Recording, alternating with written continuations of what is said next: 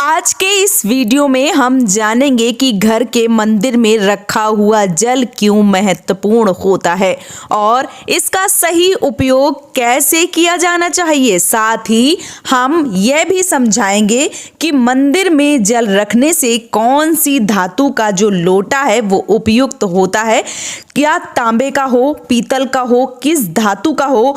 कई लोग इस बारे में अनजाने में गलतियां कर देते हैं जिसके बाद उन्हें बहुत ज्यादा पछताना पड़ सकता है।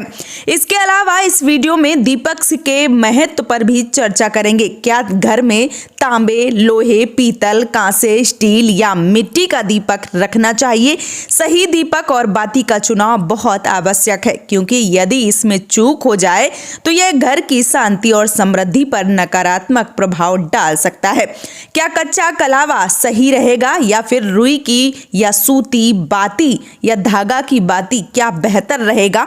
इन छोटी छोटी बातों की अनदेखी करने से पितृदोष, शनि दोष, काल सर्प दोष या आर्थिक संकट जैसी समस्याएं उत्पन्न हो सकती हैं। आज हम मुख्य द्वार पर जल छिड़कने की विधि और सही समय के बारे में भी बात करेंगे।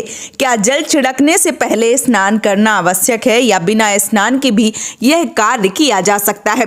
क्या झाड़ू लगाने से पहले जल छिड़कना चाहिए या बाद में। कई लोग यह भी पूछते हैं क्या पीरियड्स के दौरान मुख्य द्वार पर जल छिड़क सकते हैं, दीपदान कर सकते हैं। साथ ही यदि कोई किराए के घर या फ्लैट में रहता है तो क्या उसे भी यह उपाय करना चाहिए और कैसे। इन सभी सवालों के जवाब आज के वीडियो में दिए गए हैं। आप जानते हैं कि घर के अंदर और बाहर दीपक जलाने से क्या लाभ होते हैं। खासकर घर के बाहर दीपक जलाने से 5 बड़े फायदे मिलते हैं जो आपको चौंका सकते हैं। सनातन धर्म में देसी घी या सरसों के तेल का दीपक लगाना बहुत शुभ माना जाता है और तिल के तेल का दीपक भी लगाया जा सकता है। लेकिन दीपक जलाने से केवल पूजा ही नहीं होती बल्कि इससे सकारात्मक ऊर्जा उत्पन्न होती है और नकारात्मक शक्तियां दूर होती हैं। दीपक जलाने के मुख्य 5 लाभ जो है वो देखने को मिल सकते हैं। अंधकार दूर करता है। घर में दीपक जलाने से अंधकार दूर होता है और सकारात्मक ऊर्जा का संचार होता है। दीपक जलाने से मां लक्ष्मी की कृपा बनी रहती है। घर में सुख और समृद्धि आती है। भगवान की कृपा प्राप्त होती है। यदि दीपक में एक लौंग डालकर जलाया जाए तो यह त्वचा संबंधी बीमारियों से बचाता है, रोगों से बचाता है।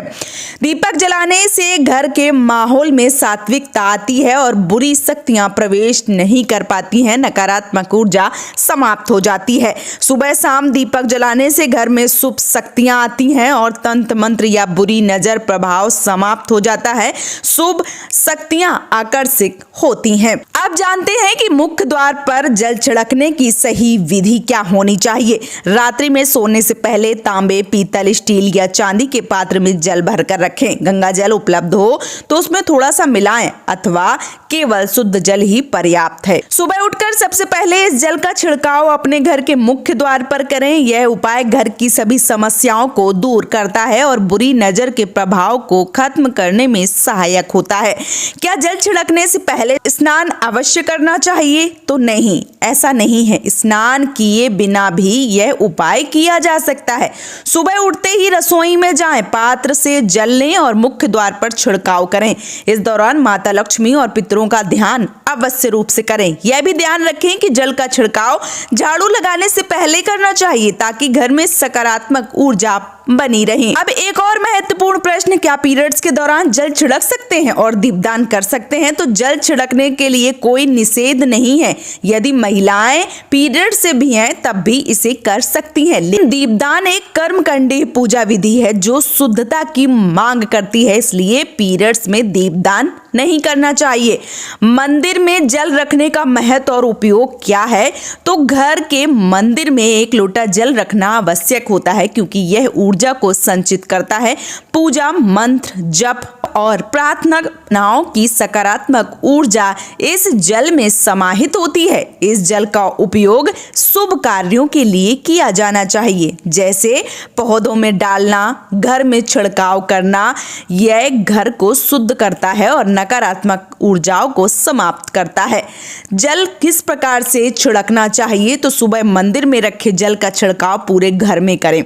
परिवार के सभी सदस्य इस जल को थोड़ा थोड़ा पी सकते हैं। यदि कोई व्यक्ति बीमार है तो इस जल को दवाई के साथ दिया जाए, इससे औषधि का प्रभाव बढ़ जाता है।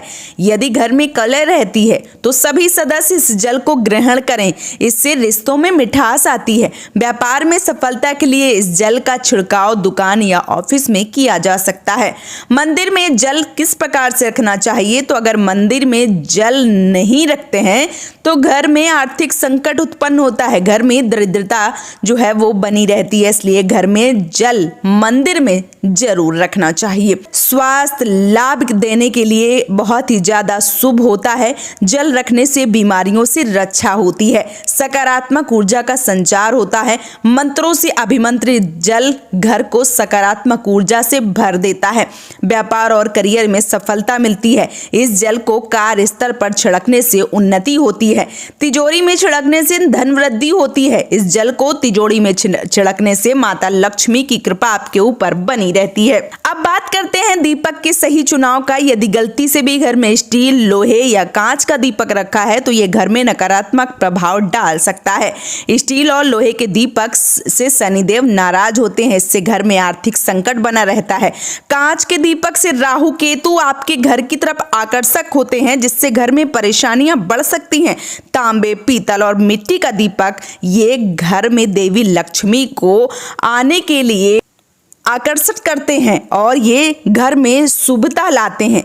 घंटी बजाने और ताली बजाने का क्या महत्व है? तो घर के मंदिर में घंटी बजाने से वातावरण शुद्ध हो जाता है और सकारात्मक ऊर्जा बढ़ती है। जब कोई भजन या पूजा चल रही हो तो 3 बार ताली बजाने से पुण्य की प्राप्ति होती है। गरुड़ घंटी का नाद अत्यंत शुभ माना जाता है। घर में गरुड़ घंटी जरूर रखनी चाहिए। वैसे तो बहुत सारी घंटी होती हैं, लेकिन कोशिश करिए कि घर में आपको गरुड़ घंटी ही रखना चाहिए। गरुड़ घंटी बहुत सारे लोगों की ये आदत होती है, अपने छोटे बच्चों को पकड़ा देते हैं, खेलने का आइटम समझते हैं। इसे खेल खिलौने के रूप में यूज नहीं करना चाहिए, बजाना बिल्कुल भी नहीं चाहिए, ये निषेध माना गया है।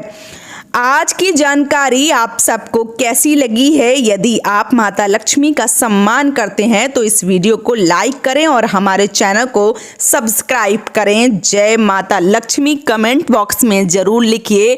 हर हर महादेव। भोलेनाथ आपकी समस्त मनोकामनाएं पूर्ण करें।